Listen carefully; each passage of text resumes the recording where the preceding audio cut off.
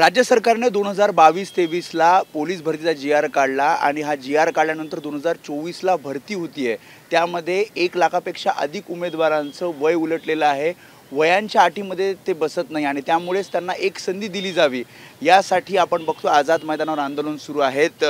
शिवसेना ठाकरे गटाच्या उपनेत्या सुषमा अंधारे आहेत, त्याशिवाय इतर नेते सुद्धा इथे उपस्थित आहेत आणि हे सर्व उमेदवार ज्यांना एक संधी हवी आहे त्यासाठी कालपासून हे आंदोलन करतायत। रात्रभर ते आझाद मैदानावर होते आणि जोपर्यंत आमची मागणी मान्य होत नाही तोपर्यंत आम्ही आझाद मैदानावर ठाण मांडून राहू असा त्यांनी निर्धार केला। आपल्यासोबत सुषमाताई आहेत। ताई, काल रात्रभर तुम्ही इथे होतात, कोणी भेटायला आलं सरकारकडनं आणि नेमकी मागणी काय आहे की एक संधी मिळावी असं तुम्ही म्हणताय?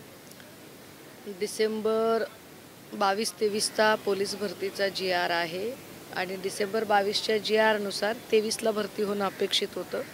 जी.आर.मध्ये स्पष्टपणे नमूद केलेलं आहे की डिसेंबर 2023 अखेरचं वय हे पात्र वय धरलं जाईल।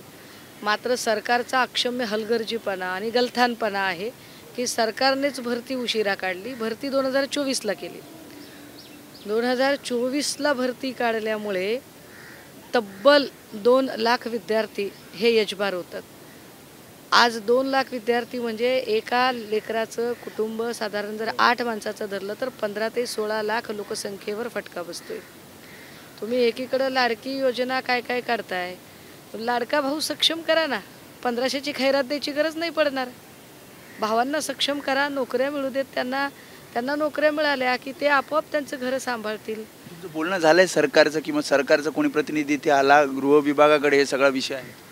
नाही, सरकारच्या वतीने आमच्याकडे फक्त आणि फक्त ॲडिशनल कमिशनर देशमुख आणि त्यानंतर IG विभागाकडनं शहाजी उमापजी हे आलेले होते।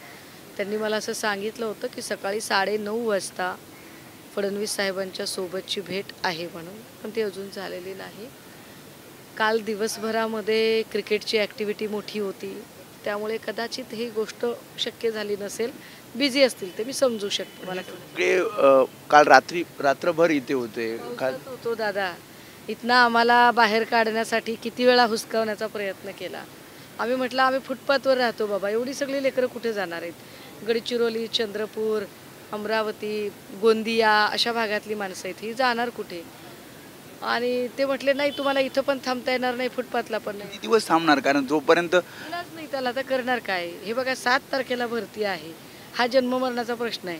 3 पोरांनी आतापर्यंत आत्महत्या केल्यात। महत्त्वाची गोष्ट अशी की तुम्ही गृह खात्याच्या पोलीस महासंचालक रश्मी शुक्ला यांना 2 वर्षाची वयवाढ दिली की नाही?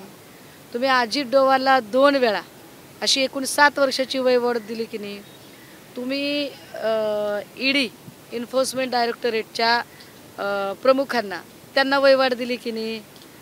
म्हणजे ज्यांनी संपूर्ण नोकरी उपभोगलेली आहे तुम्ही त्यांना वयवाढ देताय।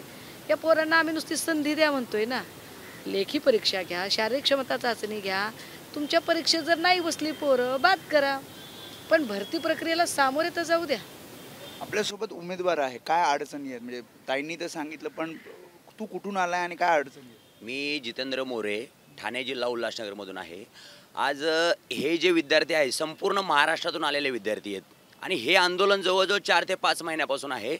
गृह विभाग असेल, मुख्यमंत्री असतील, प्रत्येक आमदार खासदार प्रत्येकाकडे आवेदन गेलेलं आहे। प्रत्येकांना माहिती आहे की ही जी भरती आहे ही भरती फक्त या विद्यार्थ्यांसाठीच काढली गेली होती। हिवाळी अधिवेशनामध्ये क्लिअर केलं होतं की ह्या विद्यार्थ्यांचं नुकसान होऊ नये म्हणून आपण ही भरती काढतोय। पण आता जवळजवळ प्रत्येक ठिकाणी आंदोलन करतोय, रास्ता रोको आंदोलन केलं, प्रत्येक आमदार खासदारांना निवेदन दिलेले आहेत। असं नाही की कोणाला माहीत नाही। आज इथं आझाद मैदानावरती आम्ही कालपासून बसलोय, उपोषण करतोय इथे, परंतु सरकारचं ह्या प्रश्नाकडे अजिबात लक्ष नाही।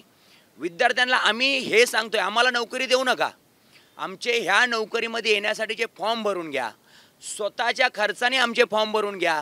इथं येणाऱ्या विद्यार्थ्यांना जवळजवळ येण्यासाठी सुद्धा पैसे नव्हते, तरीसुद्धा फॉर्म भरण्याचे पैसे आम्ही तयार करू आणि या नोकरीमध्ये, या भरतीमध्ये, चालू भरतीमध्येच आम्हाला फॉर्म भरून घेतले जावे ही आमची मागणी। आणि जर समजा 22-23ची भरती वेळेत निघाली असती तर आमचं एज बसलं असतं याच्यामध्ये।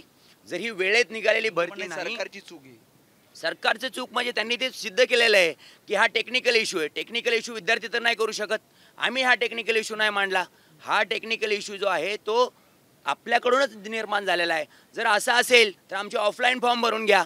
जर असे काही प्रॉब्लेम असतील प्रत्येक ठिकाणी, त्या एक किन्नर ताई होत्या, त्यांचं वय वाढ त्यांना दिल्याच्या नंतर त्यांचा ऑफलाईन फॉर्म भरून घेतला. आता 9 तारखेला त्यांची एक्झाम आहे. तशा पद्धतीने ह्या विद्यार्थ्यांचेही ऑफलाईन फॉर्म भरून घेतले पाहिजेत. एवढीच आमची सरकारकडे मागणी आहे. त्यामुळे खरं तर हे प्रातिनिधिक स्वरूपात काही उमेदवार इथे आले आहेत. असे लाखो, साधारणपणे त्यांनी सांगितले की 1 लाखाच्या वरती असे उमेदवार आहेत जे या अडचणीतून जात आहेत आणि ते नोकरी मागत नाहीत. फक्त नोकरीसाठी एक संधी मिळावी त्यासाठी हे सगळे आझाद मैदानावर एकत्र आहेत आणि रात्रभर जागून ते पुन्हा एकदा या आंदोलनाला बसले. त्यामुळे सरकारने एकदा तरी या सगळ्यांकडे लक्ष द्यावं आणि त्यांना संधी द्यावी, याच मागणीसाठी आझाद मैदानावर हे आंदोलन सुरू आहे.